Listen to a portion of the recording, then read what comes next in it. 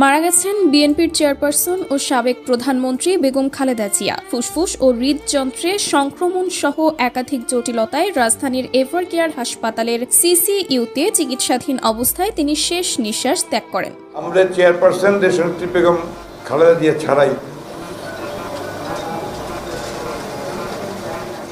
Sorry, আপনারা একটু বন্ধ করেন।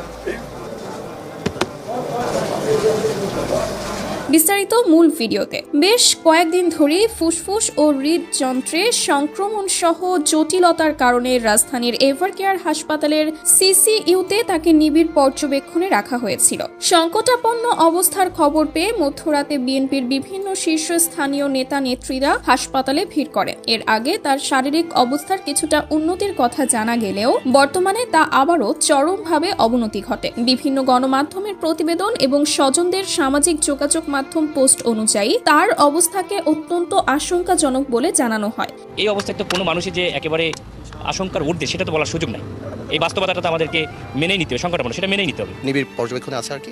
ইনশাআল্লাহ আল্লাহ তাআলা কাছে আপনারা দোয়া করবেন, দেশবাসীর কাছে দোয়া চাই, এটাই আর কিছু না। আমরা সবাই মিলে দোয়া করব ম্যাডামের জন্য। এদিকে বেগম খালেদা জিয়ার শারীরিক অবস্থার অবনতি দেখে বিভিন্ন রাজনৈতিক দলের নেতাকর্মীরা বলেন, রাজনীতি দল মত ও মতাদর্শের ঊর্ধ্বে উঠে আমরা তার দ্রুত সুস্থতার জন্য সবার কাছে দোয়া কামনা করছি। বেগম খালেদা জিয়ার পরবর্তী আপডেট জানতে আমাদের সঙ্গেই থাকুন।